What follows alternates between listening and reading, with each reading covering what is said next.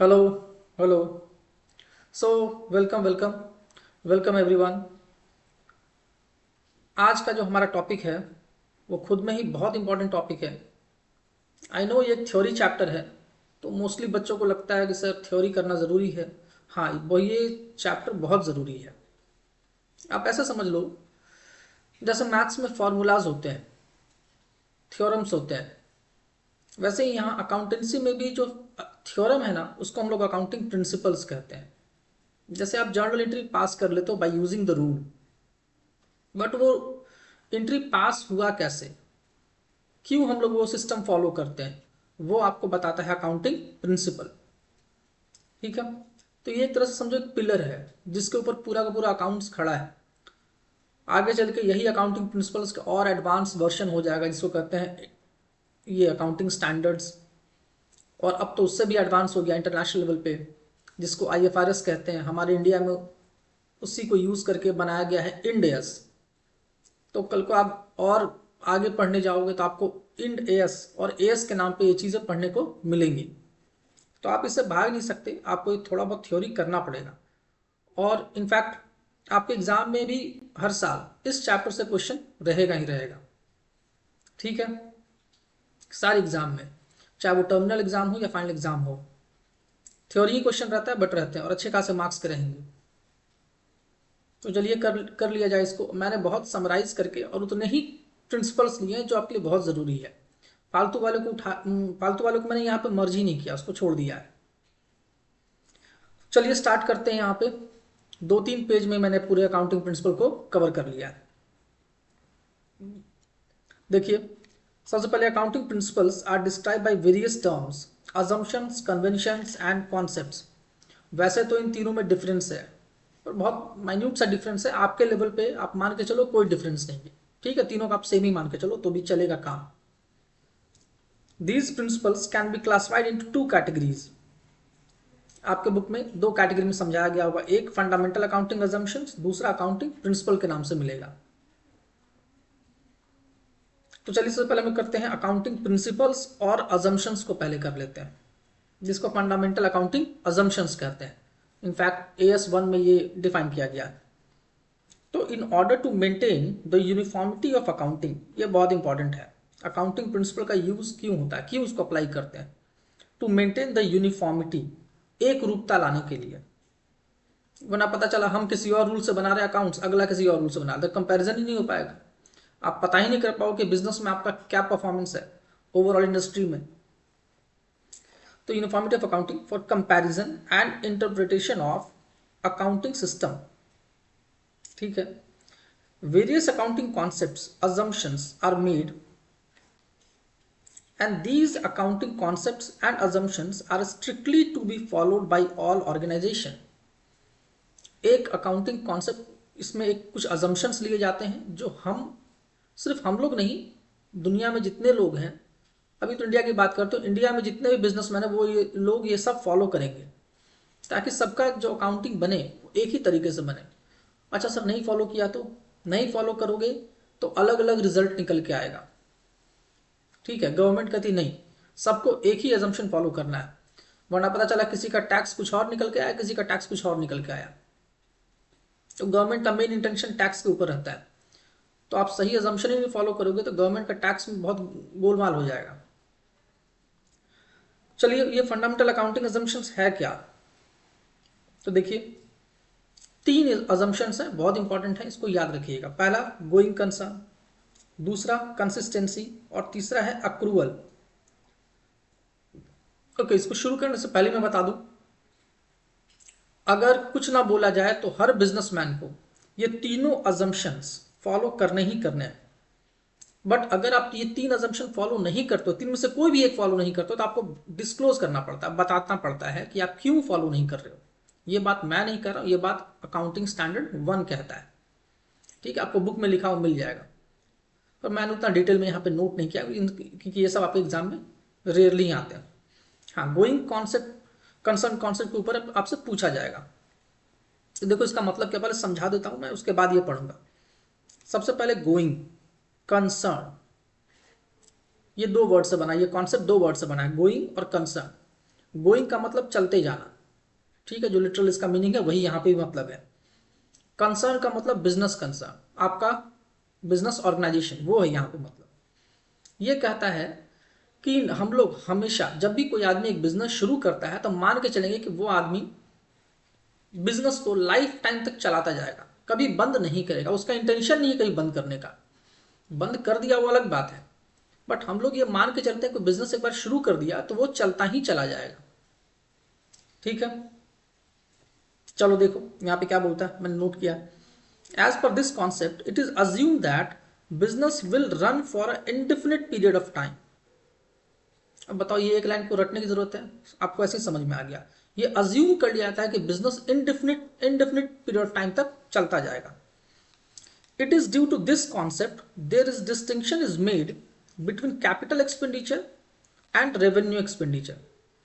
ये जो दो टर्म आया इसी के वजह से आया कि जब business indefinite period of time तक चलता जाएगा तो जो खर्चे एक साल से ज्यादा समय के लिए होते हैं उसको हम लोग कैपिटल का नाम दे देते हैं, और जो कम समय के लिए होते हैं उसको रेवेन्यू का नाम देते हैं, क्योंकि बिजनेस तो इंडेफिनिट टाइम तक चलता जाता है। तो आपको समझ आया कितना इंपॉर्टेंट है प्रिंसिपल। इन्हीं की वजह से कैपिटल एक्सपेंडिचर और रेवेन्यू एक्सपेंडिचर का जन्म हुआ। This is why business treat as long term expense as an asset and depreciation is charged on it. इसी की वजह से डिप्रिसिएशन नाम का कॉन्सेप्ट का भी शुरुआत हुआ, क्योंकि देखा जाए अगर ध्यान से तो दुनिया में हर एक चीज एक न एक दिन खत्म हो जाएगा, तो बिजनेस में जो भी चीज इस्तेमाल होने वाली चीज है वो खत्म होगा ही होगा, चाहे वो एसेट ही क्यों ना हो।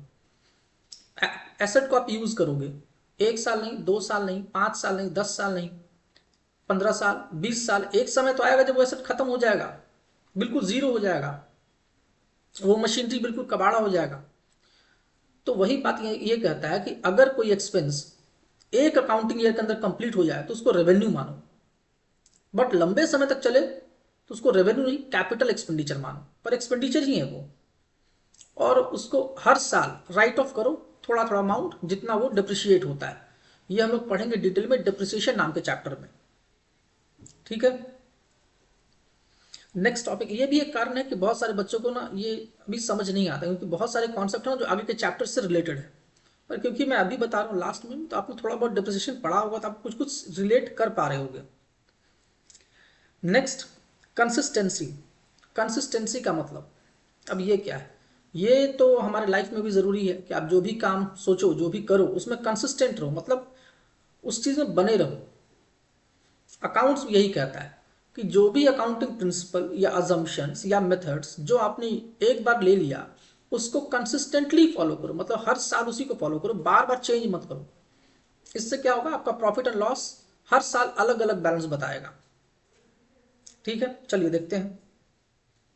According to this assumption, accounting principle and methods should remain consistent from year to year, and this should not be changed as the consistency is in accounting principle is very important for proper comparison of the financial statement.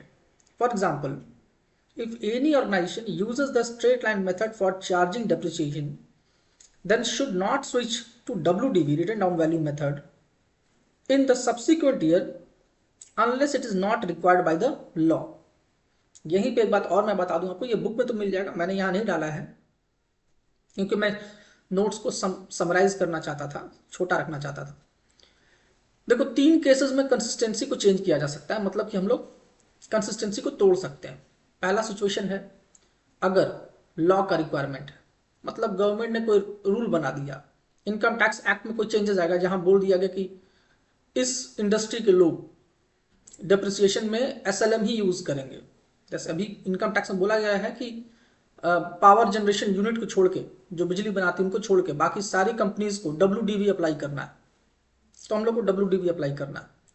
अगर मान लो वो कह दिया नहीं SLM apply करना है, अब तो अगर आप WDV यूज करते थे तो आप SLM कर लो, कोई दिक्कत नहीं है, मतलब लॉ का रिक्वायरमेंट है तो करना पड़ेगा आपको, तब कर सकते हो। दूसरा, अगर अकाउंटिंग स्टैंडर्ड का रिक्वायरमेंट है, AS कहता नहीं आपको ये मेथड फॉलो करना चाहिए, तो भी आप चेंज कर सकते हो। एंड लास्ट, अगर आपको खुद लगता है कि दूसरा मेथड अगर मैं फॉलो करूंगा तो मेरा जो बुक्स ऑफ अकाउंट है वो ट्रू एंड फेयर व्यू, क्या वर्ड यूज किया मैंने, ट्रू एंड फेयर व्यू, सही रिजल्ट देगा, तो भी आप चेंज कर सकते हो। ये 3 सिचुएशन हम लोग चेंज कर सकते हैं, अदरवाइज नहीं चेंज कर सकते। ठीक है।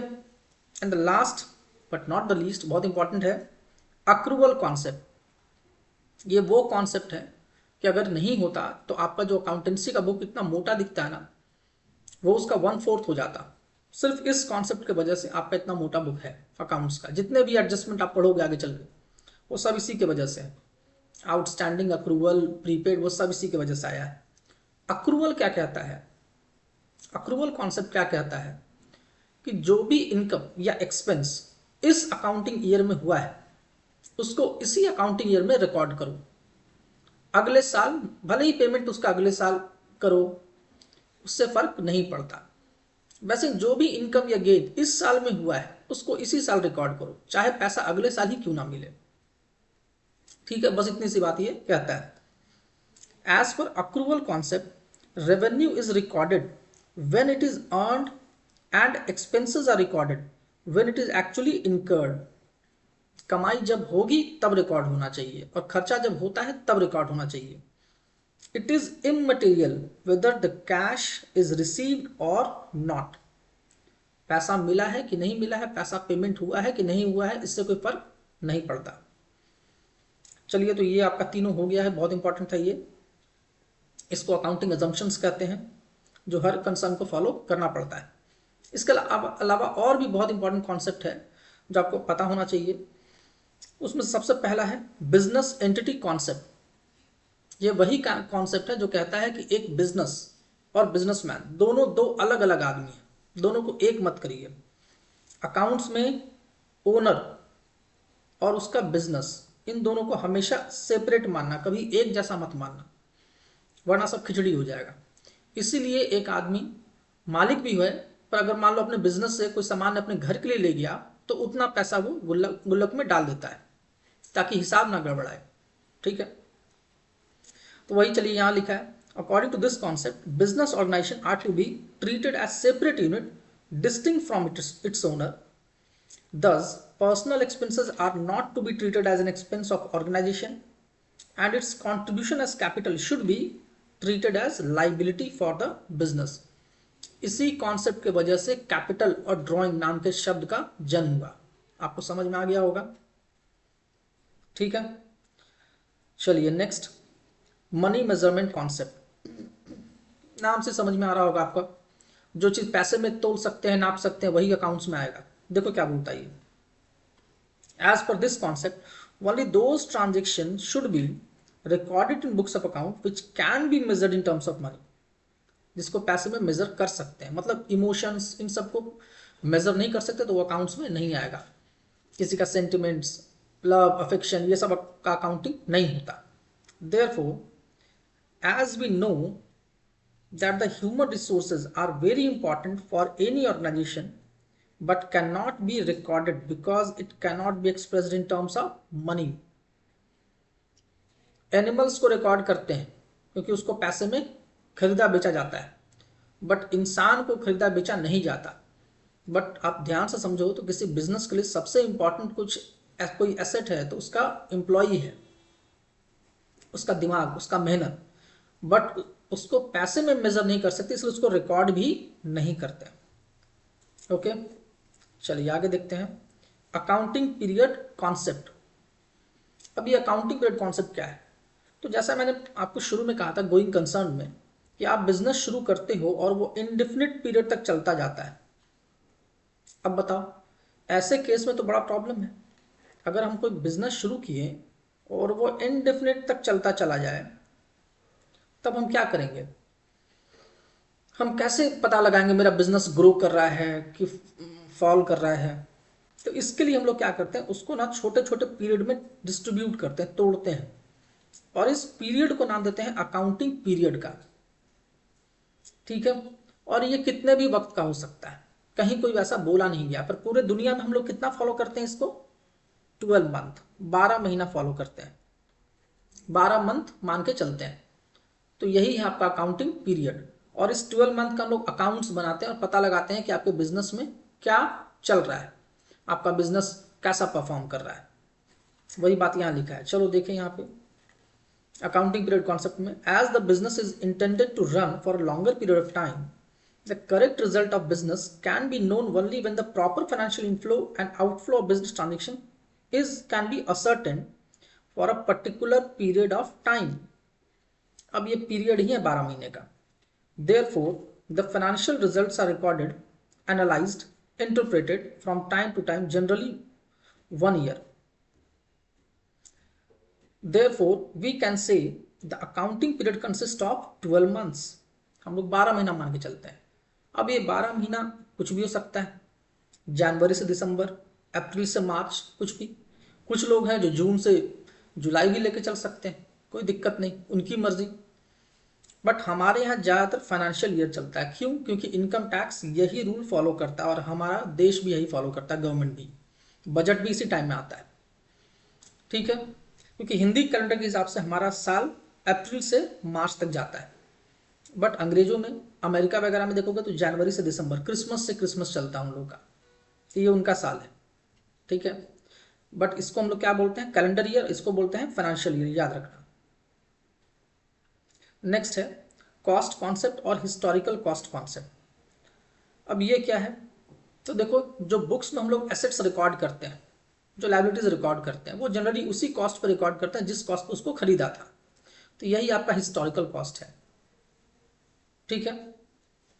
तो according to this concept, assets are ordinarily recorded in the books at a price at which it was acquired, and this cost becomes the basis of all subsequent accounting for the assets.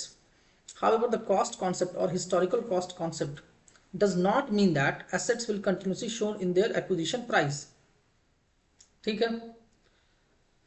अब इस price को हम बाद में चाहें तो depreciation के through reduce भी कर सकते हैं, बट बेसिकली हिस्टोरिकल कॉस्ट जब भी आपको बोलेगा तो एक्चुअली में वो परचेज प्राइस की तरफ ही इशारा कर रहा है। चलिए आगे देखते हैं डुअल एस्पेक्ट कॉन्सेप्ट। अब ये मैं आपको शॉर्ट में बता दूं, डुअल एस्पेक्ट जिसमें हमारा अकाउंट बेस्ड है, इसको डबल एंट्री सिस्टम भी बोलते हैं। मतलब एक डेबिट होगा तो एक क्रेडिट भी होगा, ठीक है। सिंगल एंट्री सिस्टम एक अलग चैप्टर ही है आपके बुक में मिलेगा, जहां पे सिर्फ डेबिट डेबिट या सिर्फ क्रेडिट क्रेडिट ही होता है। बट डुअल एस्पेक्ट में एक डेबिट भी होता है, एक क्रेडिट भी होता है। मैचिंग कॉन्सेप्ट क्या होता है? तो मैचिंग कॉन्सेप्ट में जिस साल का इनकम है या जो भी इनकम है उससे रिलेटेड एक्सपेंस उसी बुक्स ऑफ अकाउंट में उसके अपोजिट रिकॉर्ड होना चाहिए। जैसे मान लो मैं टीचिंग बिजनेस कर रहा हूँ, टीचिंग का काम कर रहा हूँ, तो टीचिंग से जो मुझे इनकम आया उसमें से मैं टीचिंग का ही एक्सपेंस माइनस करूँ। यही बात ये मैचिंग कॉन्सेप्ट कहता है। पता चला टीचिंग का जो इनकम है उससे मैं अपने घर का एक्सपेंस माइनस कर रहा हूँ, तो इसे सही रिजल्ट नहीं देगा। तो मैचिंग कॉन्सेप्ट कहता है कि सही रिजल्ट पाने के लिए जो एक्सपेंस है जिस साल में जिस इनकम से रिलेटेड, उसको उसी इनकम या रेवेन्यू से माइनस करना चाहिए to determine the correct profit and loss of that period. Okay, नहीं ये बहुत इंपॉर्टेंट है, कंजर्वेटिज्म या प्रूडेंस प्रिंसिपल। ये क्या कहता है? इसके ही वजह से जितने भी प्रोविजंस रिजर्व हम लोग आगे पढ़ेंगे वो इसी के वजह से आते हैं। अकाउंट्स कहता है कि भविष्य में अगर कोई भी लॉस आपको दिखता है तो उसके लिए अभी से रिजर्व बना लो। बट अगर फ्यूचर में कोई इनकम दिखता है आपको, या बहुत बहुत सर्टेन हो कि एकदम हो ही जाएगा ये इनकम, उसको इग्नोर कर दो, बस इतना सा बात। तो according to this conventions, all anticipated losses should be recorded in the books, but all anticipated और unrealised gain should be ignored. ठीक है, ओके। एक छोटा सा टॉपिक और है, बेसिस ऑफ अकाउंटिंग। आप में एक अलग चैप्टर ही मिल जाएगा, 1 पेज 2 पेज का होगा। मैं बता दूं शॉर्ट में क्या है। तो basis of accounting basically accounts 3 तरीके से मेंटेन होता है। एक कैश बेसिस, मतलब जहां कैश में इन्वॉल्वमेंट है वही रिकॉर्ड होगा। एक्सपेंस अगर पेमेंट कर दिए तो रिकॉर्ड करेंगे, नहीं पेमेंट के रिकॉर्ड नहीं करेंगे। इनकम अगर पैसे में आ गया तो रिकॉर्ड करेंगे, नहीं आया तो नहीं रिकॉर्ड करेंगे। अक्रूवल बेसिस जो हम लोग ऊपर पढ़े, अक्रूवल सिस्टम वही यही है कि जिस साल का इनकम है उसी साल रिकॉर्ड होना चाहिए, चाहे पैसा आए या ना आए। जिस साल का एक्सपेंस है उसी साल रिकॉर्ड करो, चाहे पैसा गया हो या ना गया हो।